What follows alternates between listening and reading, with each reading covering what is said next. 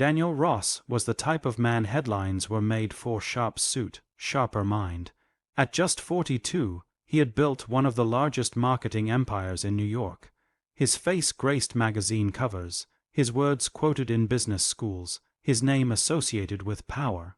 But that morning, as snow dusted the windows of his 56th-floor corner office, Daniel stared at the one document no one expected him to sign: his own resignation. The boardroom was silent after the quarterly meeting. Profits had soared, applause echoed, champagne glasses clinked, but Daniel sat still, his face unreadable. Inside, though, he was unraveling. He hadn't slept properly in weeks, meals were skipped. His wife had left a year ago, tired of playing second to a company. His son barely spoke to him. He was a man surrounded by everything and connected to nothing. He stood up, adjusted his tie, and said quietly, "I've lost something along the way, and I need to find it." He handed the resignation letter to his stunned assistant and walked out. No press statement, no farewell party, just silence and snow. Daniel found himself in a small, snow-covered town hours away from the city. He wore an old coat and jeans, his Rolex swapped for a second-hand watch from a thrift store. He didn't want to be recognized. He wanted to be invisible, to feel life without power clouding it. He stepped into a warm diner, its bell jingling as the door shut. The place smelled of fresh coffee and pancakes. There, behind the counter, was Linda, a woman in her late 30s, her hair tied up, smile faint but kind. He watched her serve coffee, clean tables, and offer warm words to each customer. Then a homeless man walked in shivering, with torn gloves and tired eyes. Linda approached him gently and said, "The usual, Jack." He nodded, embarrassed. She served him a full breakfast, no charge. Daniel leaned forward, curious. "You gave that to him for free." She shrugged. "He's not a problem to be solved. He's a man who needs to eat." Daniel blinked. In his world, favors came with strings. Kindness was branded.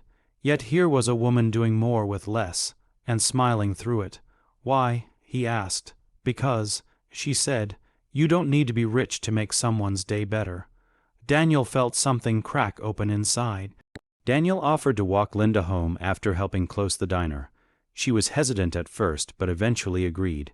Her home was small, lived-in, and full of warmth. Crayons scattered across the floor, art on the fridge. Her daughter, Sophie, bounded in, 9 years old, bright-eyed. "Mom, who's this?" she asked, curiosity dancing in her voice. "This is Mr. Dan. He helped out today." Sophie looked at Daniel with unusual seriousness. "Are you sad inside, Mr. Dan?" He was taken aback. "Why do you ask?"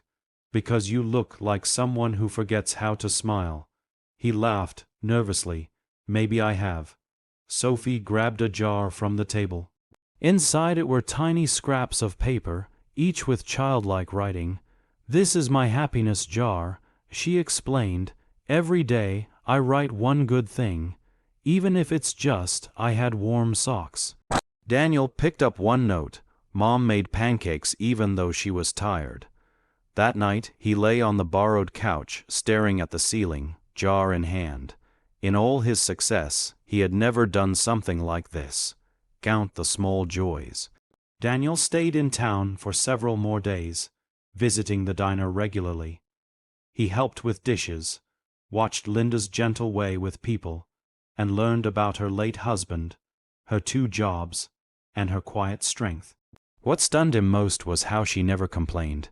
Every act, whether helping Jack the homeless man or buying school supplies for another struggling family, was done with grace and gratitude, never seeking recognition.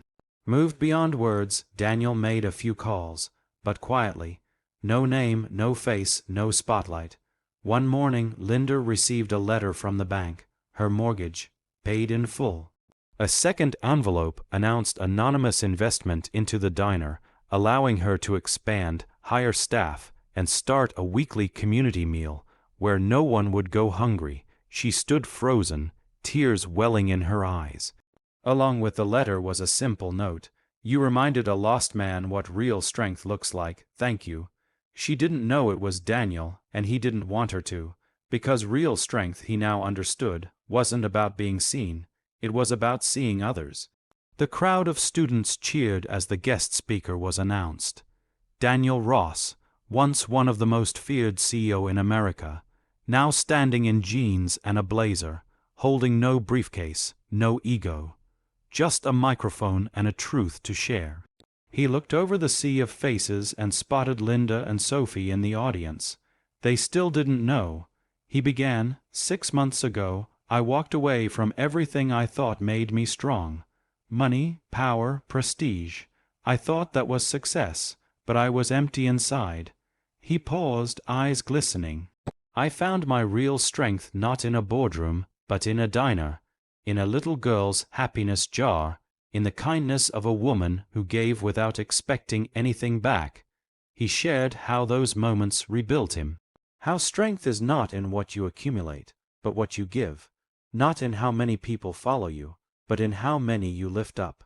The audience sat in stunned silence, moved, inspired. As he stepped down, Sophie ran up to him and slipped a paper in his pocket.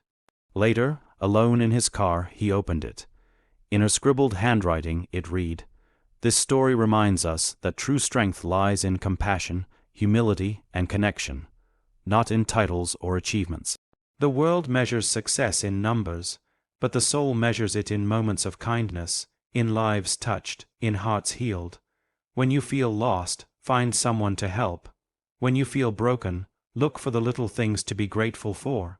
And remember, sometimes, the smallest act of goodness becomes someone's biggest turning point."